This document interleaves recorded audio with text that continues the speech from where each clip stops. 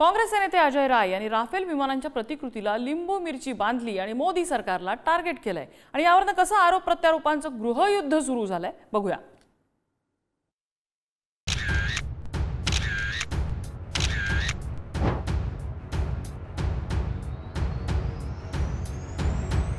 हातात खेळण्यातलं विमान आणि त्याला लिंबू मिरची बांधून टीकेचे झोड उठवणारे हे आहेत काँग्रेसचे नेते अजय राय।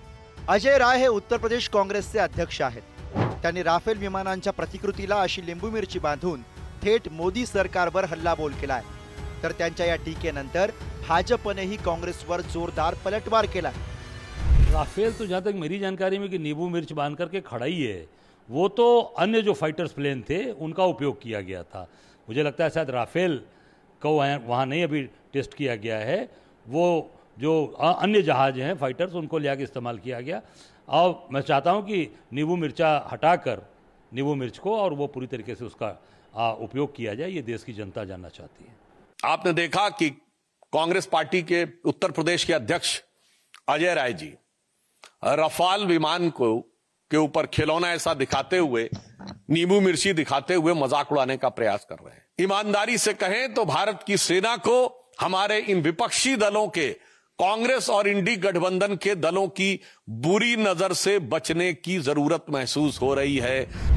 अजय राय यांचे हे वक्तव्य तेव्हा आलंय जेव्हा सीमेवर भारत आणि पाकिस्तान यांच्यात तणाव आहे। भारताच्या कारवाईकडे देशवासियांच्याच नाही तर जगातल्या महाशक्तींच्याही नजरा लागल्या आणि म्हणूनच काँग्रेसनं राफेल वापरून उडवलेली खिल्ली भाजप आणि एनडीएतील सहकाऱ्यांच्याही जिव्हारी लागली आहे। कांग्रेस पार्टी के राहुल गांधी के करीबी यूपी के प्रेसिडेंट अजय राय अब एक टॉय प्लेन को रफाल से कंपेयर कर रहे हैं, हमारे फोर्सेस को मॉक कर रहे हैं। याद करिए 24 घंटे पहले चरणजीत सिंह चन्नी ने प्रूफ मांगा था और कहा था सर्जिकल स्ट्राइक हुई नहीं थी। एक के बाद एक हर कांग्रेस नेता हमारी फोर्सेस को अपमानित कर रहा है, डीमोरलाइज कर रहा है या पाकिस्तान को कवर फायर दे रहा है। इसीलिए आज स्पष्ट हो चुका है कि इंडियन नेशनल कांग्रेस एक पाकिस्तानी कांग्रेस हो चुकी है जो आसिफ मुनीर का एजेंडा चला रही है और आसिफ मुनीर का स्पोक्स पर्सन बन चुकी है। कांग्रेस पार्टी और अजय राय कोई भी हद तक जा सकते हैं मीडिया अटेंशन के लिए, बयानबाजी करते हैं। 2019 में भी बालाकोट के समय उन्होंने सवाल प्रश्न चिन्ह उठाया।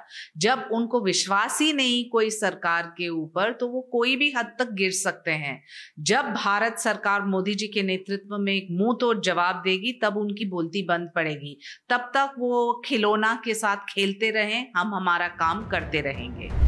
काश्मीरच्या पहलगाममध्ये जे झालं ते पाहिल्यानंतर सामान्य भारतीयांच्या मनात सुडाग्नी पेटतोय। तर हीच दुखरी नस पकडत वंचित बहुजन आघाडीचे अध्यक्ष प्रकाश आंबेडकर यांनी अजब दावा केलाय। दुसरीकडे संरक्षण मंत्री मात्र ठासून सांगतायत की जनतेची भावना आहे तेच घडेल। जेसन मिलर पाकिस्तानवरती जी ऍक्शन घ्यायची आहे ते ऍक्शन घेण्यासाठी या ॲडवायझरकडून परमिशन मागितल्या जाणार का? आणि भारत सरकारचं असणारं आणि ऍक्शन जी आहे ती अमेरिकेचे राष्ट्राध्यक्ष डोनाल्ड ट्रम्प जोपर्यंत मान्यता देत नाही तोपर्यंत होणार नाही का? साथियों, एक रक्षा मंत्री के रूप में मेरा दायित्व है कि मैं अपने सैनिकों के साथ मिलकर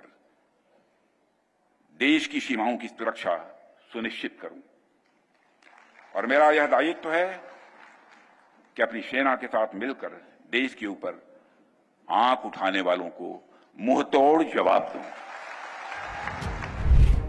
देशाचे संरक्षण मंत्री असोत वा पंतप्रधान मोदी, पहलगाम मधल्या हल्ल्यानंतर सरकार ठामपणे सांगतंय की सडेतोड उत्तर दिलं जाणार।